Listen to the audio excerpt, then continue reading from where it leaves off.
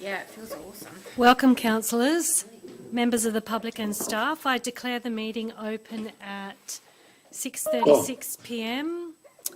Everyone at this meeting is reminded to conduct themselves in a polite and professional manner, keep communication factual, use appropriate language and tone, do not use any defamatory or derogatory remarks. Defamation laws apply to addresses in public forum. I ask councillors to observe the requirements under the Code of Meeting Practice and Meeting Etiquette. I remind all present that the video recording is an official record of council and may be made available to persons upon request in accordance with the Government Information Public Access Act 2009. No other recordings are permitted. So Bayside Council acknowledges the traditional custodians, the Gadigal and Bidjigal people of the Eora Nation, and pays respects to elders past, present and emerging. The people of the Eora Nation, their spirits and ancestors will always remain with our waterways and the land, our Mother Earth. So we've received apologies from Councillor Joel Wada, Councillor Scott Morrissey, Councillor Michael Nagy. Are there any further apologies or councillors seeking a leave of absence? So can I have a mover? Yeah, I'm Sorry? Madam Chair, I'm trying to log in, but I can't see anything. I can hear you, but Yeah, we can see you, Councillor Saravinovsky. okay, I can't Okay. see you all, but that's okay. Oh, he's over there on the screen. So is there a, do I have a mover and a seconder for the apologies? Moved Councillor Muscat, seconded. I'll second that. Seconded Councillor Saravinovsky. All those in favour? Carried. Aye. Now we move to a procedural motion, as we have Councillor Bill Saravinovsky and Councillor Cedric wishing to participate in this meeting by audio-visual link. Would someone like to move and second that the councillor request to attend by audio-visual link be granted? Moved. Councillor Muscat. I'll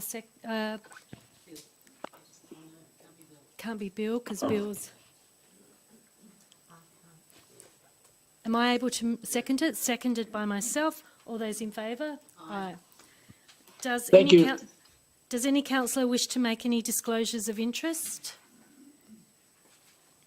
Okay, we'll move on to item 4, which is minutes of previous meeting, which is the minutes of the City Services Committee meeting 5th of October 2022.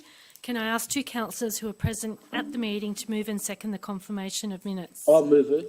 Moved by Councillor Councillor Saravinovsky, seconded by Councillor Muscat.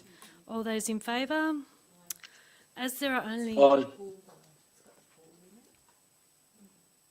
Sorry.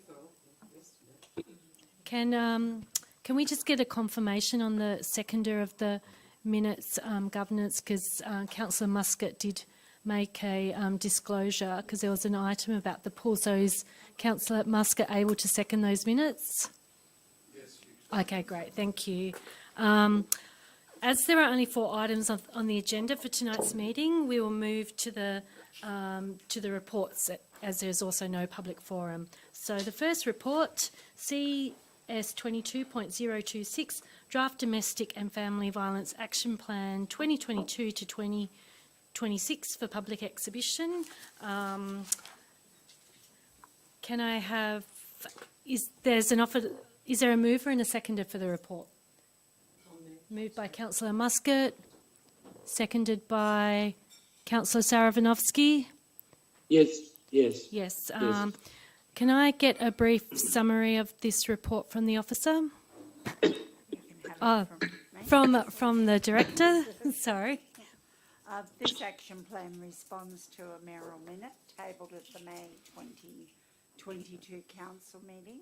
The resolve to raise awareness of the high rate of domestic violence in our community, as well as to recognise those who experience family and domestic violence. So we're asking for this action plan to be put on public exhibition for comment. The action plan has been developed using community feedback received during the review of the community safety strategy, updated and adopted by Council in June.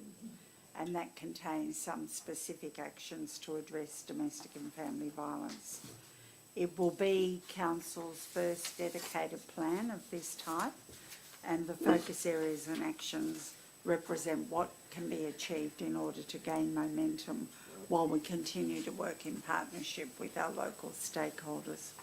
So the two focus areas that we're looking to concentrate on are improving understanding and respect within the community, and the work that we can do as an organisation with our staff and leadership. The draft action plan will be released for public exhibition for community feedback, and a final action plan will be returned to Council in February 2023 for adoption. Committee members may be aware that the Council will also be participating in the 16 days of activism against gender violence from the 25th of November to the 10th of December to increase awareness of that issue in our community. And a program of activities is currently being developed and will be released shortly. Thank you. Is there any discussion, councillors? Councillor Muscat? I'd just like to say it's a fantastic report, and I like how you've included the young children.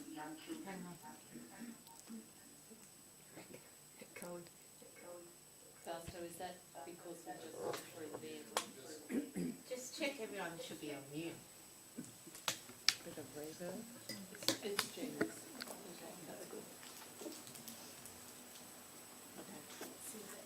Let's see if it echoes.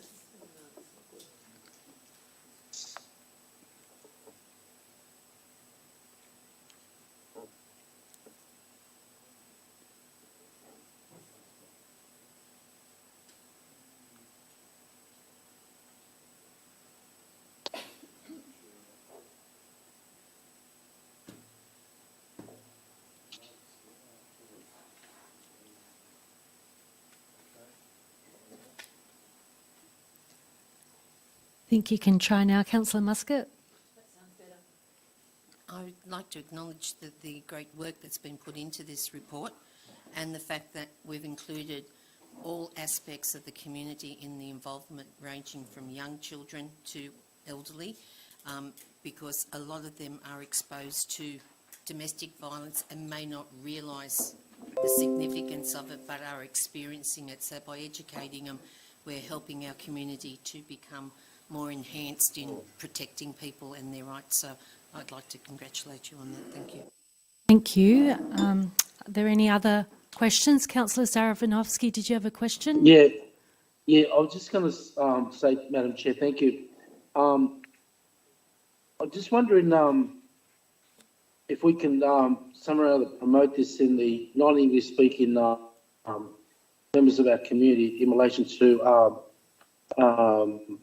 I'm not sure whether community radio or ethnic newspapers, because when I speak to the police, particularly one set of community that are affected by domestic violence, it's something that's not reported. I'm just looking for some words that if we can sort of, it's great. I commend the staff, and I agree with Jenny what she said. It's an excellent report. But if we can maybe somehow tap into a non-English speaking background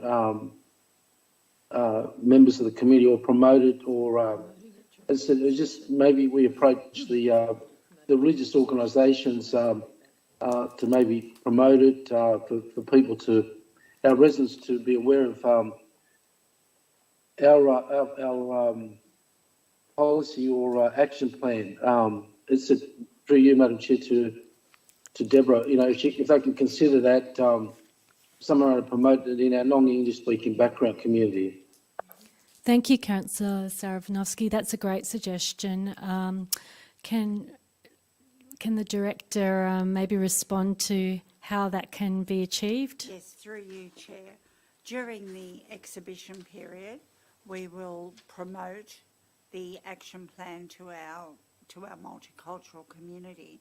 But we're also looking this year at doing a lot more in the multicultural area to make sure that we're reaching the people within the community, not just through English language. And a good example of how we've started to do that is with the Summer Foreshore program, where we're translating brochures and culturally appropriate messaging for the people who are using our foreshores. And we propose to continue that throughout all of the work that we do. So certainly, Councillor Savanovsky, we'll be looking at promoting that during the exhibition period. We have interpretation on our website, so you can choose to use another language. This will be featured on the website during the consultation period. And we also have a telephone interpreter service number available. So yes, definitely that we will be doing that.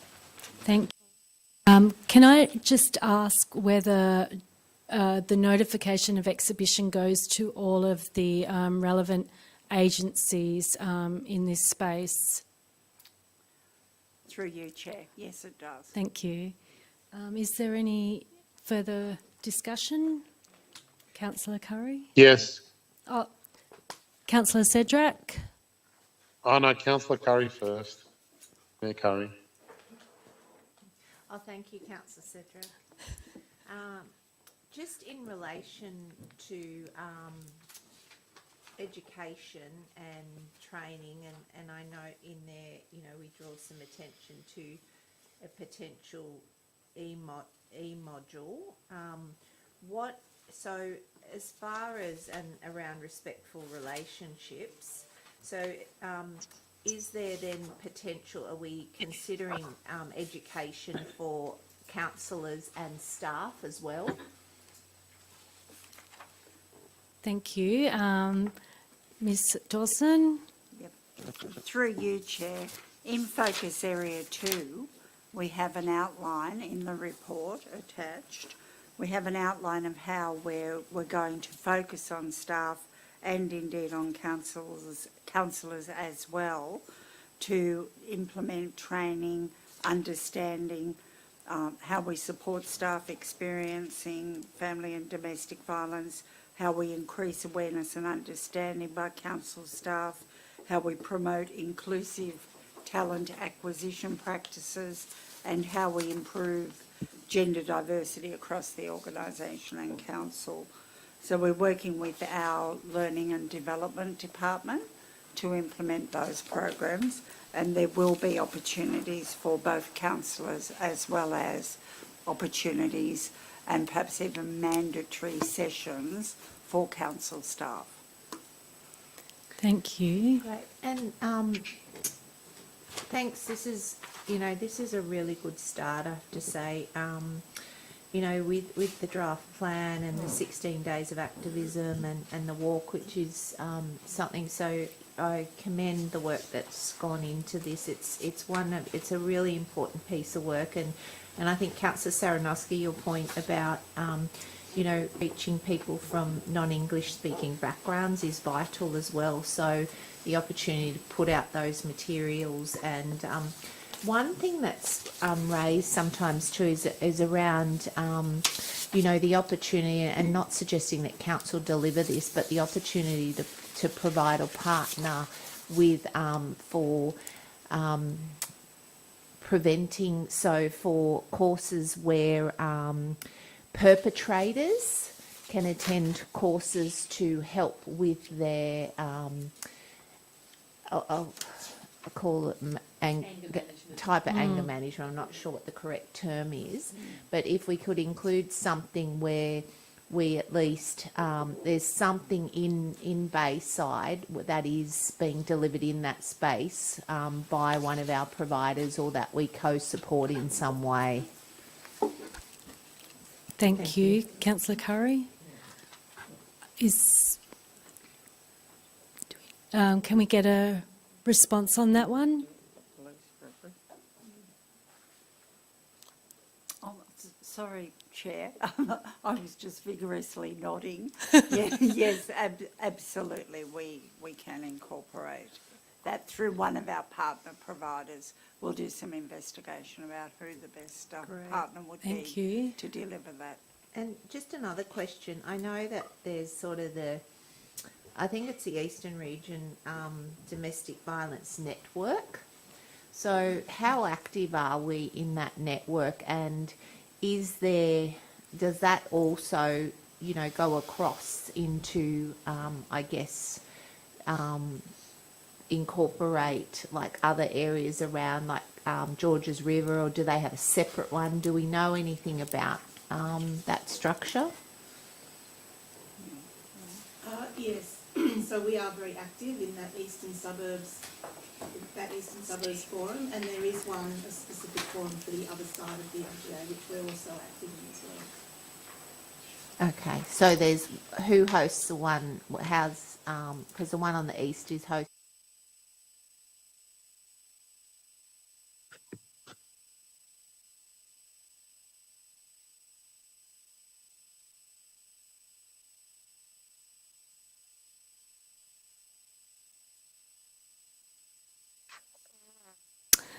Congratulate this piece of work and this action plan, and think it's very thorough.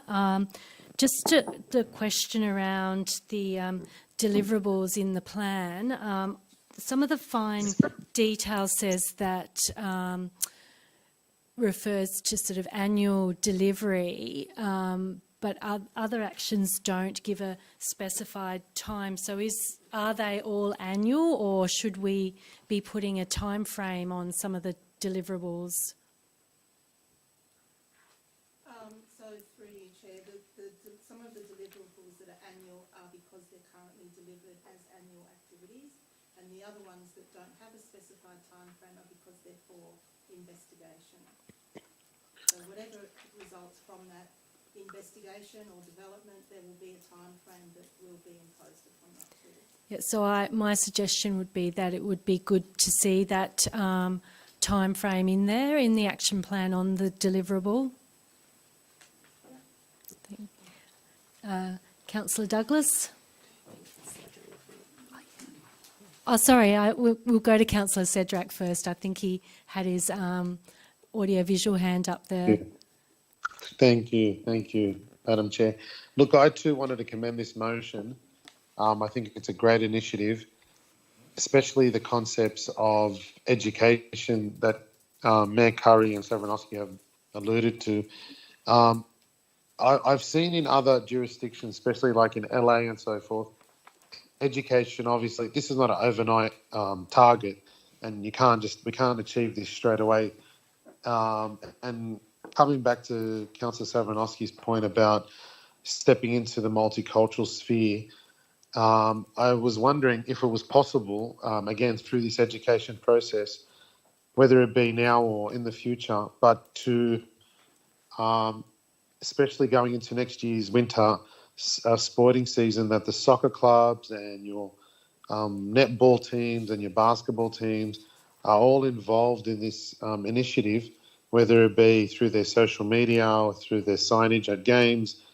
I think what's really important, and Councillor Muscat as well, highlighting that kids are affected by this just as much. If we're going to change perception and culture around domestic violence, then it's got to start really young. And if we could assist in the changing of the culture, I know a lot of schools are involved in this as well. Is there a possibility to piggyback with sporting clubs to assist in this cultural change? Thank you, Councillor Cedric. That's another good suggestion. I believe the Director has an answer on that one. Yep. Through you, Chair. One of the actions in the plan is to strengthen the capacity of the community to promote gender equality and respectful relationships. And part of the action there is to promote the New South Wales Government's Safe and Fair Clubs program to Bayside Sporting and Recreation Clubs. Thank So, you. yes, we're certainly addressing that. Thank you. Thank you. Councillor Douglas was before you, Councillor Muscat. I had two questions. One of them is, what sort of consideration have you done for, through the chair, for high school students to be involved in these educational purposes? Because that is one of the early relationships, that people often have is in high school, where they learn behaviours. And the other one was around same-sex relationships, because I know that there's, particular focus on that area as well in terms of domestic violence that's quite unique to that community. Thank you. Sure, thank you for the question. Through you, Chair, the education initiatives that are specified in here are aimed at the whole community. So obviously schools have their own program that is delivered through their curriculum, promoting respectful relationships, drawing attention to what are healthy relationships. So we don't want to detract from that or take away from that or try to override that. The sorts of things that we will be doing will be adding value to what is already being done with those specific groups, and the same equally goes for same-sex and LGBTI community as well. So if there are specific resources out there that have been developed by groups for those particular demographics, then we can make use of those and we can share those through our channels, because obviously we're reaching a wider spread of the community. Thank you. Councillor Muscat? I was just going to support the council in their initiatives about the government's safe and fair play with the policies, and that in that as a swimming group we have a parents code as well as a children's code in our documents. So that could be something that could go out to each of the sporting clubs. This is what we are promoting in our local government area, and could you include that in your rule books as well? Picking up on Councillor Douglas's comments, I know with some of the Catholic schools you'll have to be very selective on what you promote in regards to cultural and religious teachings. So maybe a suggestion could be a collaboration with high schools in the local area and with counselling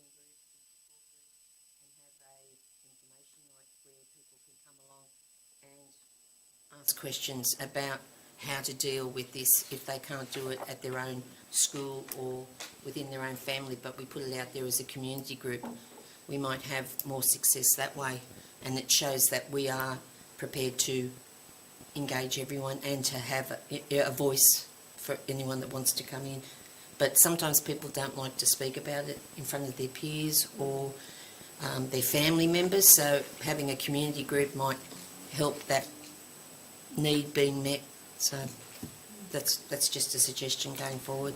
Thank you. Councillor Curry? Yeah, can I just add something? And as it was flagged in the report, so we've got the 16 days of activism coming up, and I know that council are putting together a program where each of those 16 days something will occur, whether it's a video on social media.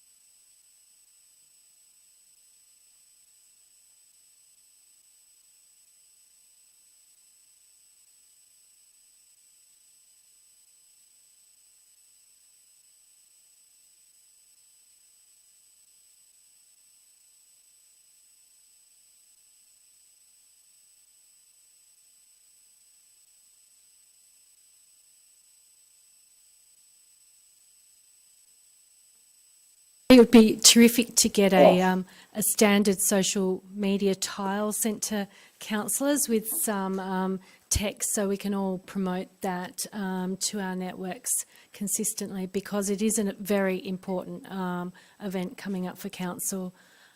Was there another councillor online that had a question? Okay. So with the Councillor Muscat. Madam Chair. Sorry, Councillor Cedric. Sorry. Yes. Just quickly, from our end, I don't know if Councillor Savranovsky hears it as well. The sound keeps coming in, cutting in and out. I think Is that with you too, Councillor Yes, Savranovsky? yes, yeah. But I got the drift of it. That's fine. I must. Yeah. No, we're trying to fix that at our end. Thank you, Councillor Sedrak. Councillor Muscat, would you like to exercise your right of reply? Just that I fully endorse this, and I think the community would appreciate the effort that goes into all those voices that are not being heard and they're afraid to speak out. So again, I fully endorse this action. Thank you. So we'll now vote on this item. All those in favour of the recommendation say yes. All those against, I declare the motion carried. So we'll now move on to item CS 22.027, minutes, Gardner Park Reference Group meeting, 19th of October 2022. There's a officer's recommendation before us. Is there a mover and a seconder? I'll move. Moved by Councillor Muscat, seconded by Councillor Sedrak. Is there any discussion?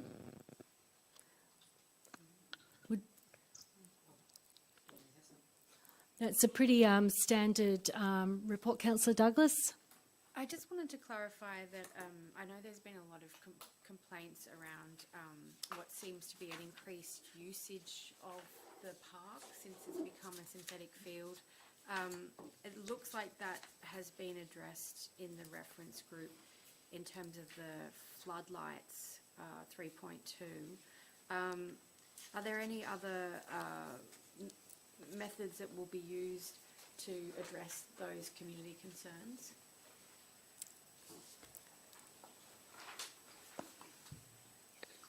Through you, the Chair, we are looking at the allocation procedures for summer and winter allocation and peeling back some of the amount of bookings that are occurring during that summer period in particular. We've also looked at zoning some lights so we don't have to use both fields. And so during that sort of summer period, we were looking at across Bayside where they could non-traditional sports as well for summer could utilise other fields for their pre-season trials and training, things like that, to relieve the neighbouring residents and the pressure of the high use of that facility. Thank you. Can I just ask, what were the amendments made to the terms of reference? They weren't track changed, so I couldn't tell what the difference was. Thank you. Through you, Chair, in the background of the report, we talk about the current terms of reference stated that up to 3 councillors would be appointed. One of the first items of business was to support amending the terms of reference to reflect the additional councillor appointee. So there's now 4 councillors appointed, and the draft terms of reference were amended accordingly. That was Thank you. Thank you for that explanation. Are there any further questions on this item? Councillor Douglas? Just in terms of that question around the usage and whether that, the perception of the community that there has been an increased use, is there an ongoing process to compare the use now compared to before the synthetic field was developed so that we can have a clear answer to those community members or not? Through the Chair, perhaps I could just make a general comment about that. This is not a Gardner Park issue. This is an issue about the increasing use of and demand for sporting facilities in Bayside.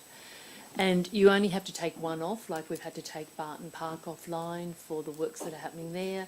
Then you have to find home for training and for games for the club that previously played on that field. So I think what we're finding is that our community is becoming more and more addicted to their sports. And it isn't just a winter code versus a summer code. A lot of those sports now are played 9-10 months a year, have various comps. So I think when Bobby mentions trying to spread more evenly across the LGA, we are trying to make sure that all of our fields are being used, fairly uniformly. And and trying to particularly make better use of fields that are a little bit further away from residential properties, if it's at all possible. It's why you'll find coming up, I think it's next week, a report about Riverine. And while Barton Park is offline, how we would propose to council Riverine be used for the next 12 months.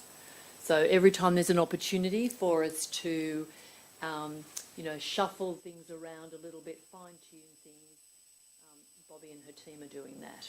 Yep. Can I also, thank you. Can I remind councillors that this particular item is about accepting the minutes of the report and the updated terms of reference. So I'll ask if Councillor Muscat would like a right of reply.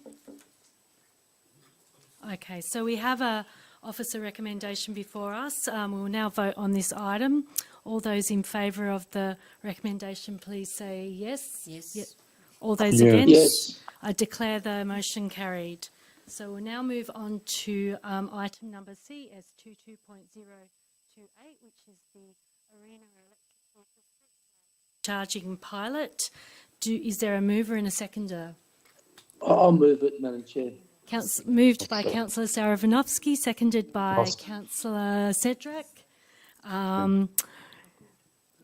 Be great to have a brief summary on this report. Very excited to hear about this initiative. So, Yes, certainly through you, Chair. The Australian Renewable Energy Agency has awarded grants to IntelliHub and its partners to install 50 electric vehicle charging stations across a range of different councils, and we've managed to get our name on the list of those councils. The objective of the pilot is to determine the existing demand for on-street electric vehicle charging within Bayside and how that charging will change over time. So what we're being asked to do, the pilot is fully funded by ARENA, and it's estimated to cost about $870,000. And their in-kind part, they have 5 partners along with that. The intention is to install up to a maximum of 10 street-side charging stations across Bayside and in other council areas such as Waverley, Wallara and Randwick. They're all partners to this program. Council staff in the report initially identified 16 potential locations, but those locations have since been refined following further specifications from ARENA about the type of poles required. So some of those locations had the metal poles. They have to be a timber pole to attach the charging station to. So the officers have adjusted those suggestions back to 10 suggestions from that list. I can take you through the ones that have been deleted and the reason for it. And what they're asking from us is a suggestion of 10. So if there's any that you really don't want to see on the list, we can remove them. But as it currently stands, requested 10 sites. So I think, Madam Chair, I'm comfortable with what the Director has just said. Let's install the first 10 and see what happens. It's exciting times.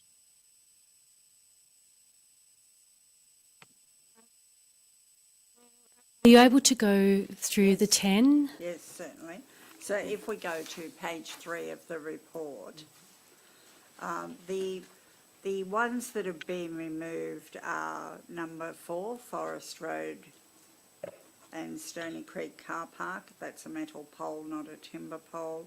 The Ramsgate Road, number 5, due to the type of street pole. Firth Street, Arncliffe, number 7, has been removed. General Bridges Crescent, number 9. Chegwin Street, number 10. Botany Road, Town Centre, but there is a substitute for that in a very nearby side street, number 11, so that one's retained. John Street and Linear Park, Church Street, number 14, and number 16, Campbell Crescent, Hillsdale. The remaining 8, in 2 of those locations, there are 2 locations that could potentially be used, making up the 10.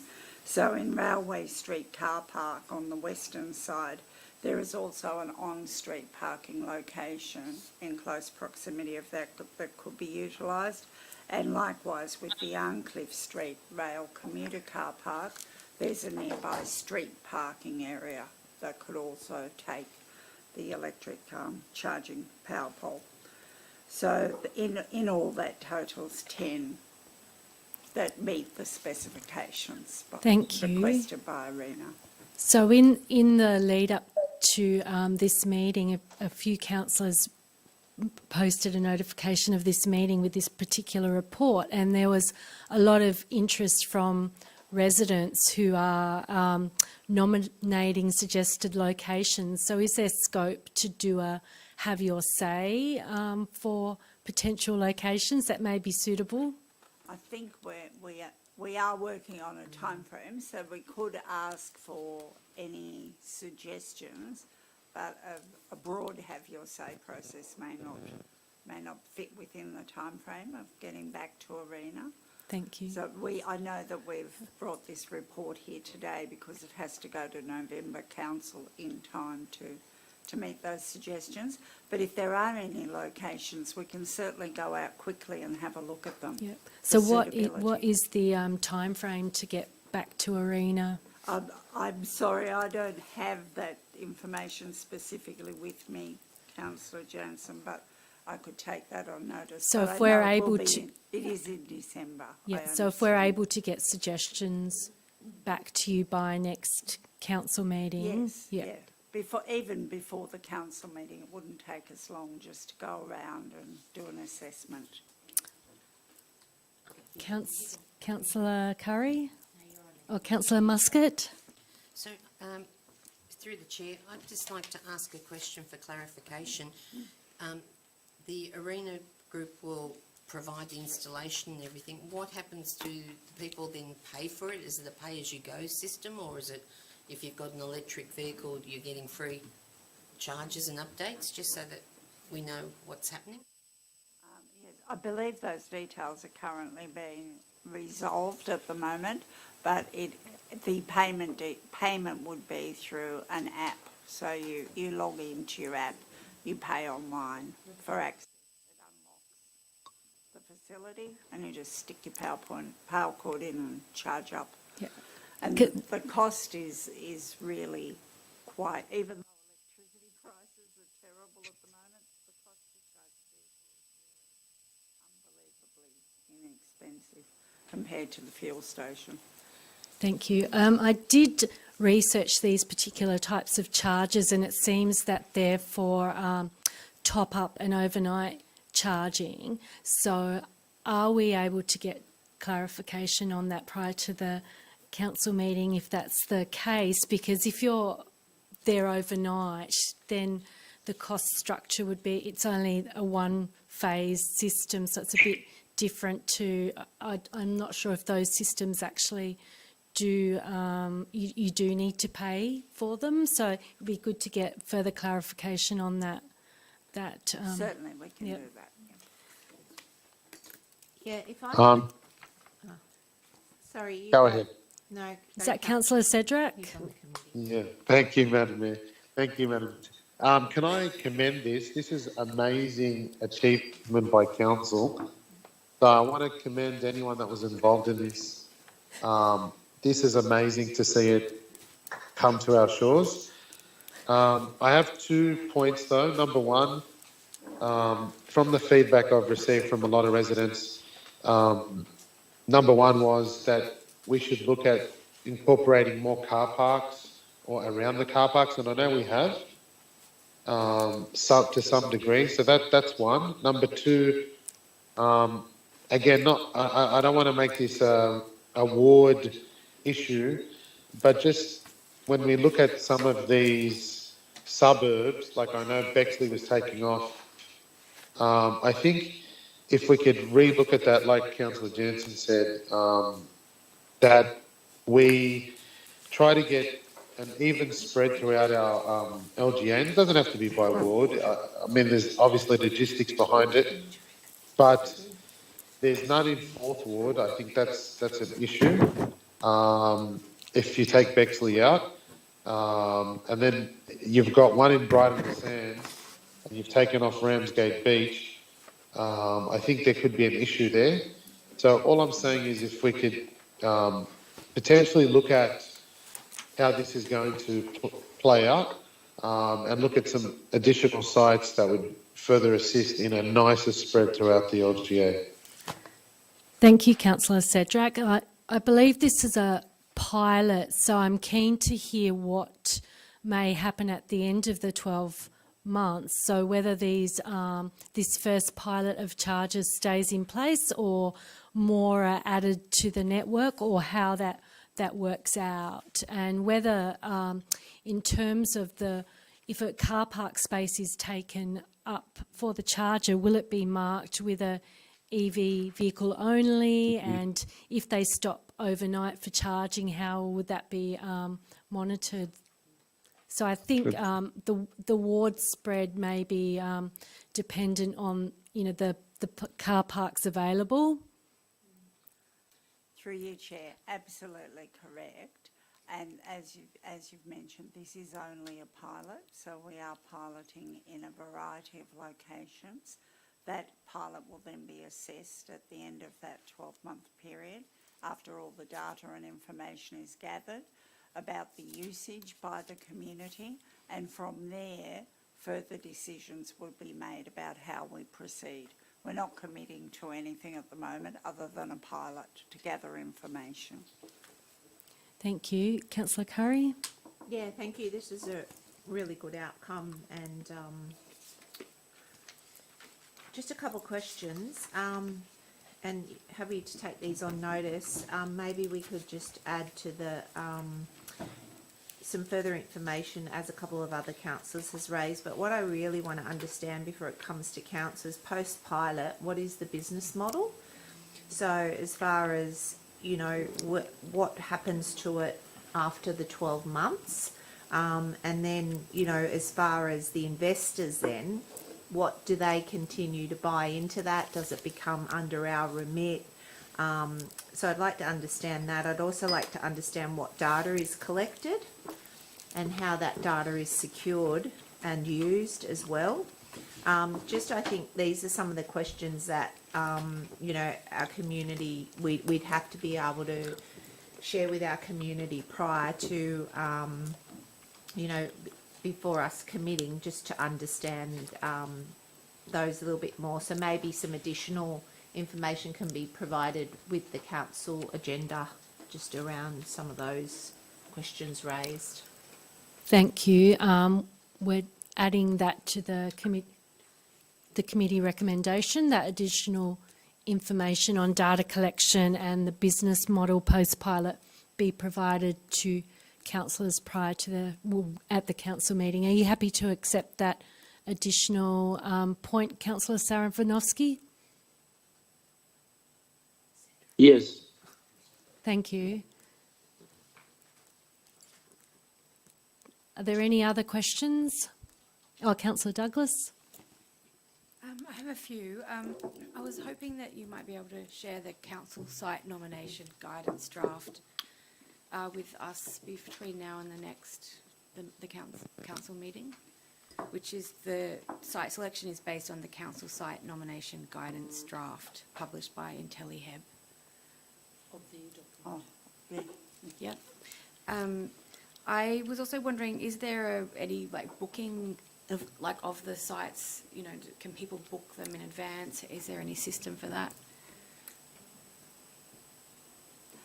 Through you, Chair, no, it's my understanding it's first in, first served. Yeah, and through the chair, I currently lease an electric vehicle, and we've looked on the various apps to find out where we can charge in Bayside, and these current locations don't seem to appear in the apps that we've looked at. So I wondered if it was possible that Bayside Council might be able to share some information more specifically around where these charging stations are, so that we can share that information with the community.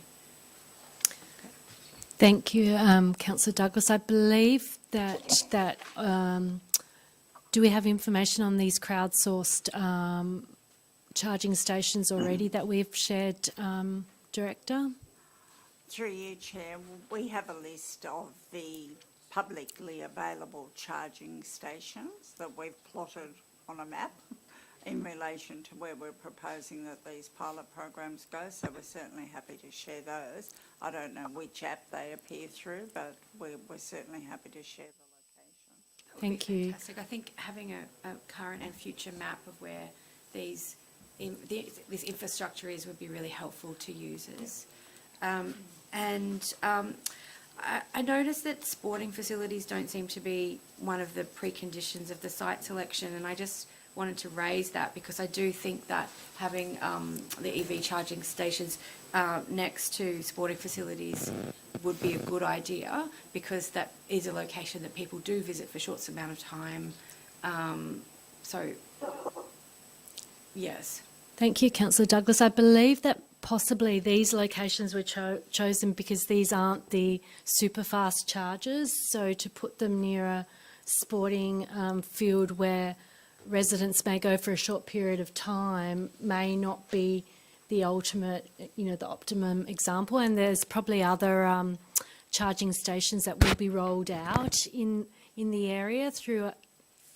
And through you, Chair, what we've tried to do is not to put these trial charging stations in areas where parking is at a premium.